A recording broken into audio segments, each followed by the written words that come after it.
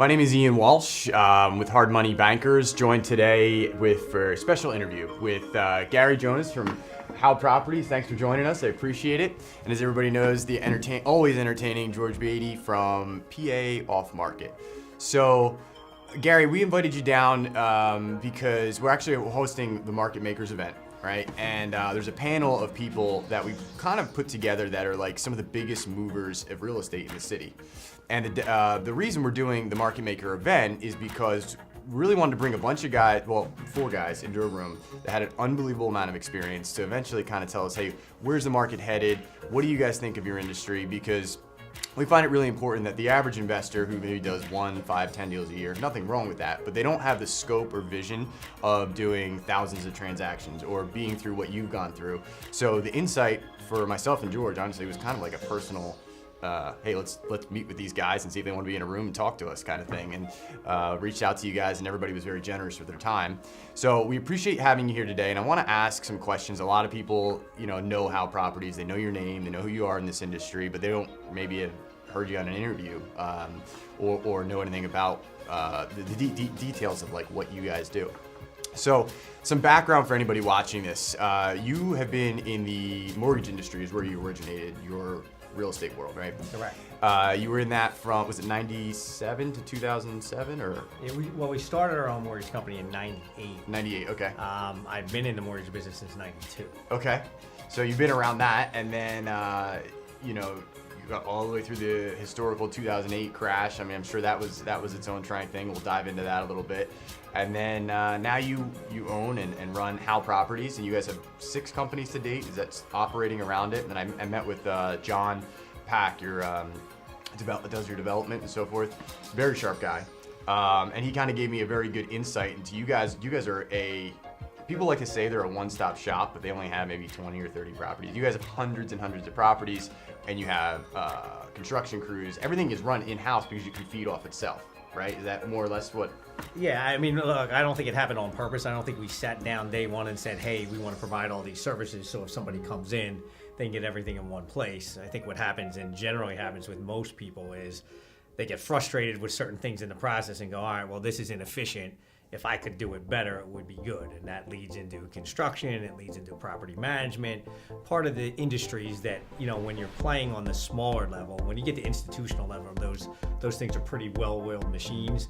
But when you deal on the kind of smaller end of the scale, so whether it's like duplexes, triplexes, or even up to 20, 50, 100 unit type buildings, the people that are generally doing that work aren't as professional as the people at that next level. So there's a lot of inefficiencies that creates. And if you can fill in those gaps and do it as efficient as they're doing it from a price standpoint, but as professional as the other people are doing it from a work standpoint, a workflow standpoint, you can create something special. And so we felt like getting into property management, getting into the construction end of it would really enhance what we were doing, but that's why we did it, because we just couldn't find it. So it was born out of necessity from what you guys already had, basically, and you ran with it. So, and now you have 6 businesses that work internally and externally for other clients, from my understanding as well. So, you guys control, is it still to date about $100 million in real estate?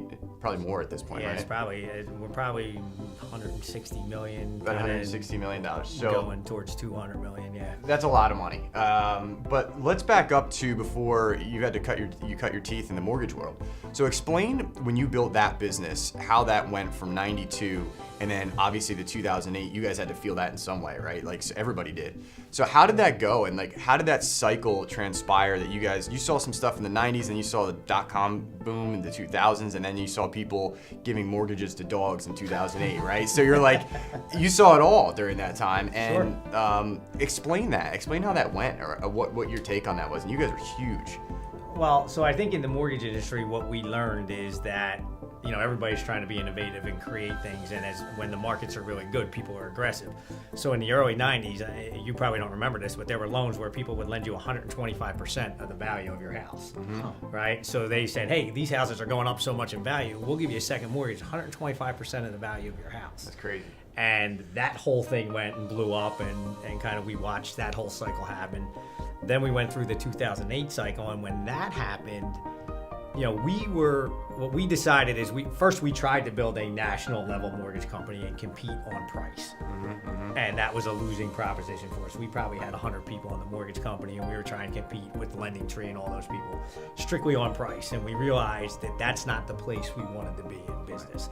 We wanted to compete on service and on value and helping people maximize the value of their real estate, understanding how to better get into houses and what they could do. And so we changed our business model to one that was very similar to what Trident's model was for Prudential Fox and Roach at the time. But we did it with Keller Williams offices. So we happened to get into a bunch of Keller Williams offices when they first started. And so we were in 8 or 10 offices. We were doing decent business, but our average customer was a 720 credit score, 15% down. A paper. Purchase money mortgage, right? It was the best mortgage you could possibly buy. Problem was that the market in itself had some issues. And so in the small mortgage banker space, we basically had, for lack of a better term, a big line of credit that worked like a credit card. We would do our mortgages for the month, and then at the end of the month, we would sell them to Chase and GMAC and whoever those mortgage companies were. So let's say our line of credit was 4% and mortgages were 4.5%. So we were making a little bit of spread there, and then we were making money selling them. But what happened was when the whole market went sideways, that little mortgage banking space became very difficult. And so what happened was that instead of us paying 4.5%, they said, hey, you're going to pay 10% for your money. So now we were going to have this whole negative carry, and it kind of just disrupted our entire business model. Oh, man. So we had to figure out what to do, and we had 2 weeks to figure out what we were going to do, or we were going to be I remember when it happened. It business. was overnight. Yeah, like that, it happened. So because the business we did was such quality business, we were able to go to some banks and say, hey, look, our loss run rates are better than yours. Our customer looks like this. Would you let us come in with our own underwriting and closing and all the things that we do and operate, for lack of a better term, like a net branch under your bank? Because you're only paying, because banks were paying 0.25% for their money at the time or whatever. And so they were going to make this huge spread. It was going to be a win for them and a win for us. Interesting. So we were able to do that. We talked a state chartered bank into doing that with us. When that took place, that meant there was nothing for me to do, because all the stuff that I did, the bank now did. The bank does, okay. So the positive of that is now we had 2 people working to make the same money that we had when 3 people were doing it. The negative of that is I had nothing to do. You're bored, So it's yeah. like, what are you going to do every day? And so, we kind of got lucky, which was the timing was such that it's 2008. We don't have any inventory in real estate. Oh, wow. The market's crashing. So we decided, we should go out and start to buy some real estate in the Philadelphia market, but we had no legacy inventory that was a problem. So therefore, we were buying stuff at the bottom of the market. I don't know that we realized it at the time, but we were buying at the bottom of the market with no inventory and a real small staff, so we were super efficient. And that's what let us go from 2008 to now and kind of really build a decent portfolio without getting into the institutional space. And you guys are running lean at the time, and it was a little bit of timing, a little bit of expertise, and the combination of the two from 2008 brings you to today is where you see it. So one thing we'll ask at the Market Makers event, and I don't want to ask it today because it'll take away from this, but because we have guys that'll be in there, including yourself, that have been through multiple cycles, seen all the craziness that you can see in one lifetime at this point in real estate. We're going to be asking, where would the red flags be in your industry again?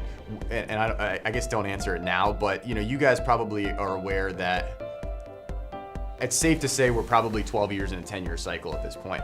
So, and I was talking to John about it, so I know you guys are aware of it. So what you guys are doing to not hedge your bets, but be prepared in the event that, John had a great answer, which was whether we have the equity or not, we have to cash flow, right? That's the deal. And then, you're a hero again when the market crashes and you start buying again. And all the guys that I know that have bought everything started buying then, and they didn't come out saying, I timed the market right. They go, this looks like a bottom. I'm going to start buying, but I'm going to cash flow now. I'm going to cash flow at the top of the market. I'm going to cash flow at the bottom of the market. So, and we'll get into that because I'm sure some of the panelists will have questions there. But on maybe a less serious note, George has some good questions as I bore everybody with some business.